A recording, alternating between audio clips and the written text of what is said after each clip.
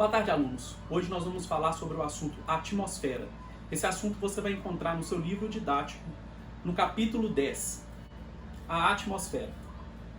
A atmosfera é a camada de ar que envolve o planeta. Ela é formada pela mistura de vários gases. Mesmo que não possamos vê-lo, dá para a gente provar que o ar existe. Uma forma de se provar que o ar existe é você fazer este movimento com as mãos. Ao fazer este movimento, você vai sentir que as suas mãos estão tocando em alguma coisa. Esta coisa que você está tocando nada mais é do que os gases que compõem a atmosfera, que nós chamamos popularmente de ar. O ar seco, ele é formado por uma mistura de gases. Nesta figura, nós podemos ver que em azul estão destacados o nitrogênio e os oxigênios estão destacados pelas bolinhas em vermelho. Na atmosfera, há também vapor de água e poeira. Os gases que compõem a atmosfera podem ser representados a sua concentração neste gráfico de pizza. Nós vemos que o nitrogênio ele representa 78% da nossa atmosfera, ou seja, o nitrogênio é o gás mais abundante no nosso planeta, seguido do oxigênio.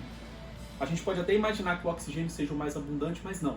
O oxigênio ele representa um total de 21% da nossa atmosfera. Todos os outros gases que existem representam apenas 1% da nossa atmosfera. As camadas da atmosfera. A atmosfera ela tem uma concentração de gás maior nas camadas que estão mais próximas do solo. A densidade, ou seja, a concentração de ar, ela diminui à medida que a altitude aumenta. À medida que nós vamos ficando mais alto em relação à superfície do planeta, menos ar existe na atmosfera. A camada mais próxima do solo, a camada em que nós vivemos nela, é chamada de troposfera. Ela é a camada mais baixa da atmosfera. É onde está a maior parte do ar. Ela começa do solo, da superfície do solo, e vai até aproximadamente a altitude de 15 quilômetros. Aqui nesta imagem nós podemos ver todas as camadas que compõem a atmosfera, a partir da camada mais próxima do solo até a camada mais alta da atmosfera. Então nós temos a troposfera com aproximadamente 15 km de altura. Ela compreende a esse pequeno pedaço aqui dessa figura, onde nós vivemos, onde o avião está sobrevoando. Logo após a troposfera, nós temos a estratosfera. A estratosfera é a camada em que há uma quantidade mínima de oxigênio e uma maior concentração do gás ozônio. Aquele gás que está presente na camada de ozônio, camada responsável pela proteção do nosso planeta contra raios ultravioletas. Já acima da estratosfera nós temos a mesosfera. Ela é a camada que está situada perto da região central da atmosfera. É a camada mais fria, onde as temperaturas são mais baixas. A termosfera, onde ocorrem as auroras polares, aquela aurora boreal, as luzes verdes que aparecem no céu noturno nas regiões polares. Temos também a ionosfera. A ionosfera ela não é uma camada, ela não é uma das camadas, ela é uma região. É uma região da atmosfera que está carregada de eletricidade. Ela vai do início da mesosfera até o final da termosfera, ou seja, daqui até aqui mais ou menos. A exosfera. Ela é formada por hidrogênio e hélio. Começa a uma altitude de 500 km da Terra. A exosfera não tem limite superior definido. Ou seja, onde houver pelo menos uma molécula de ar, ali ainda é considerado a exosfera. De 500 km de altitude até o lugar que tem a última moléculazinha de ar, toda essa extensão é a exosfera. A atmosfera ela é responsável pela temperatura média que nós temos hoje no nosso planeta. A temperatura média do nosso planeta com a atmosfera ela é de 15 graus Celsius. Pela posição que nós estamos no espaço em relação ao Sol, ou seja, a distância que o planeta Terra está do Sol, a temperatura média do nosso planeta, se ele não tivesse atmosfera, seria de 15 graus Celsius, ou seja, nós moraríamos em um planeta totalmente congelado. A atmosfera, ela consegue manter a temperatura do nosso planeta média na casa dos 15 graus Celsius, porque ela funciona mais ou menos como uma estufa de vidro. Como que funciona uma estufa de vidro? Uma estufa dessas onde são plantadas algumas flores ou mesmo plantas alimentícias, ela funciona da seguinte forma. Os raios solares, a luz do sol, ela vem carregada de calor, ela produz o calor. Quando esse raio solar, quando a luz do sol ela incide sobre o solo, sobre a superfície dos objetos dentro de uma estufa, essa luz solar ela vai irradiar calor. Irradiar calor significa que o objeto vai esquentar. É como se você encostasse numa calçada quente. Você sente que ali a luz solar bateu ali e a luz solar aqueceu aquele objeto, aquele ambiente, aquela área.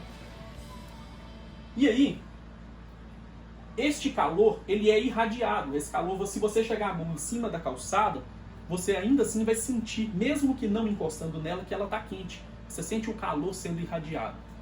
Uma estufa, ela funciona retendo esse calor. Ou seja, o calor ele sobe da superfície do objeto, ele irradia do objeto e fica preso dentro de uma estufa. Ele não se dissipa para o espaço, ou seja, a temperatura dentro da estufa ela é maior do que a temperatura fora da estufa. Uma forma de a gente ver como que a estufa funciona é você entrar dentro de um carro que ficou parado no sol ao longo do dia. Se você deixa o carro parado no sol, principalmente no sol da tarde, e você entra no carro, você sente que ali dentro tem um calor muito grande.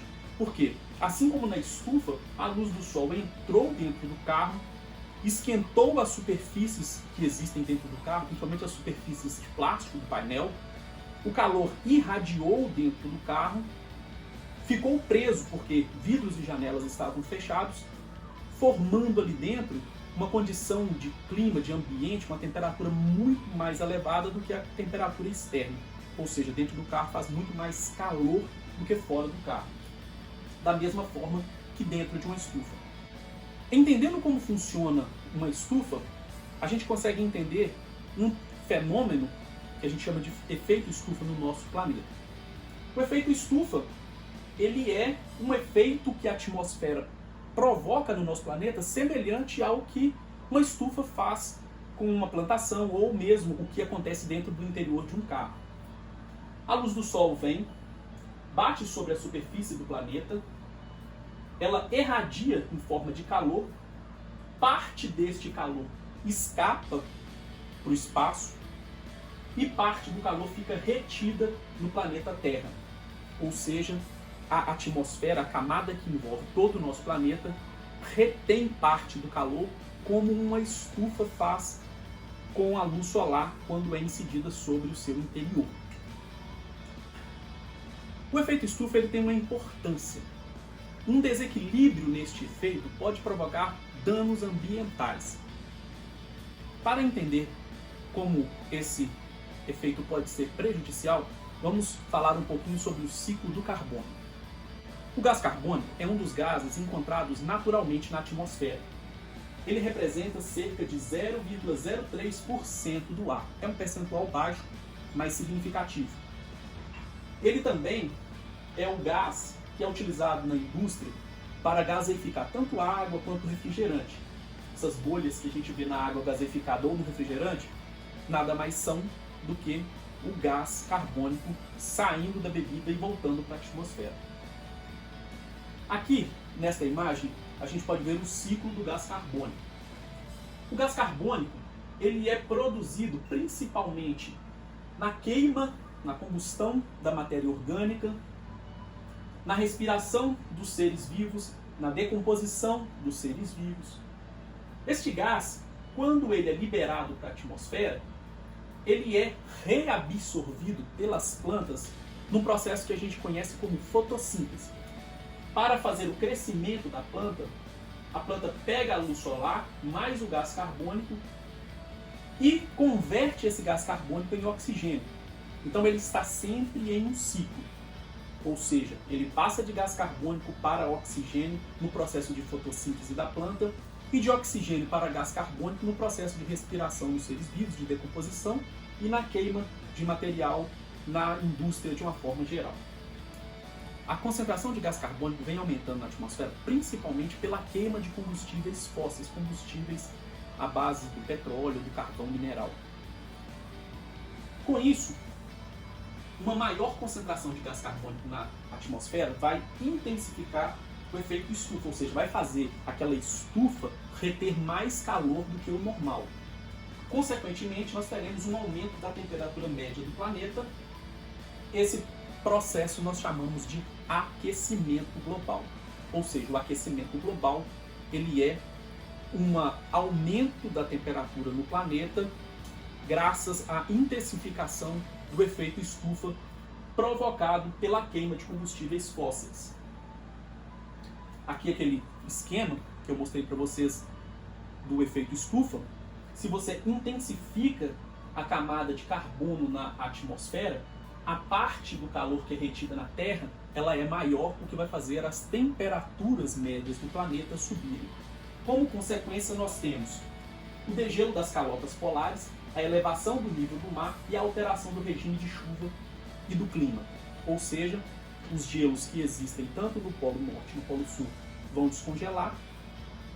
Isso vai fazer com que o mar se eleve, a água doce vai ser derramada nos mares, vai elevar o nível dos mares, que pode provocar algumas catástrofes em cidades litorâneas, e também a alteração do regime de chuvas e do clima. Pode provocar mais tempestades, mais furacões, entre outros fenômenos meteorológicos. O vapor da água também está presente na atmosfera. A relação entre a quantidade de vapor e água existente em um certo momento na atmosfera é chamada de umidade relativa do ar. A umidade relativa do ar a gente sente principalmente em dias quentes. Dias quentes na nossa região normalmente são quentes e úmidos. Essa umidade que existe no ar, que às vezes molha a pele da gente, deixa a gente com um aspecto mais suado do que o normal, ela é, na verdade, a umidade que existe no ar. São água em estado de vapor que está misturado na atmosfera. Algumas doenças, elas podem ser transmitidas pelo ar. Doenças provocadas tanto por bactérias e vírus invadem o nosso corpo e produzem algumas doenças. Duas bem conhecidas, transmitidas pelo ar, são a gripe e o resfriado. Vale lembrar, que eu já até comentei com vocês nas nossas aulas, que gripe e resfriado, apesar de possuírem sintomas parecidos, não são a mesma doença. A gripe, ela apresenta sintomas mais graves do que o resfriado. Os sintomas do resfriado são sintomas mais brandos. Outras doenças que podem ser veiculadas pelo ar, ou seja, transportadas pelo ar, são sarampo, rubéola e catapora, viroses que atingem principalmente crianças. Essas doenças normalmente atingem as pessoas uma vez na vida. A gente pega sarampo, catapora ou rubéola normalmente uma vez na vida. Isso acontece porque quando o nosso organismo entra em contato com o vírus causador dessa doença, o nosso corpo ele produz anticorpos específicos para essa doença e esses anticorpos já ficam preparados para a próxima vez que o nosso corpo entrar em contato com esses vírus. Uma próxima vez que o nosso corpo entrar em contato, depois de a gente já ter pegado uma vez, o nosso anticorpo já reconhece o vírus de cara, já combate o vírus e essa doença não se manifesta no nosso organismo. Por isso, normalmente as pessoas elas apresentam os sintomas dessa doença apenas uma vez na vida. A meningite. Meningite é provocada por bactérias ou por vírus. Esses micro-organismos afetam as membranas que envolvem o sistema nervoso, as meninges. O nosso cérebro ele possui três películas que recobrem eles. Essas três camadas, essas três películas, são chamadas de meninges. Quando um vírus ou uma bactéria contamina essas camadas, a gente apresenta um quadro de meningite. A meningite, ela pode, em alguns casos, ser fatal, levar à morte. Os principais sintomas são febre, dores de cabeça intensa, vômito e rigidez dos músculos da nuca. Pessoas que estão com quadro de meningite têm dificuldade de fazer este movimento, colocar o queixo no peito. E aqui outras 3 doenças que também podem ser veiculadas pelo ar. A tuberculose, que é provocada por bactéria, vai atacar os pulmões. A pneumonia, que é causada por vírus ou bactéria, também ataca os pulmões. E a Covid-19. A Covid-19 nós já comentamos largamente nas nossas aulas presenciais, por isso eu não vou destacá-la tanto aqui. Afinal de contas, ela já foi trabalhada em larga escala. Mas vale a gente lembrar que ela é provocada por um vírus que ataca os pulmões e os demais órgãos do sistema respiratório e que apresentam sintomas muito parecidos com gripe e resfriado, mas também é uma doença diferente, ou seja, gripe, resfriado e Covid-19 são 3 doenças diferentes. Ok? Até a próxima. Qualquer dúvida, vocês podem me procurar tanto no meu Instagram, que está aparecendo o link aqui embaixo, ou no WhatsApp, no grupo, ou mesmo no privado. Um forte abraço a todos e até a próxima.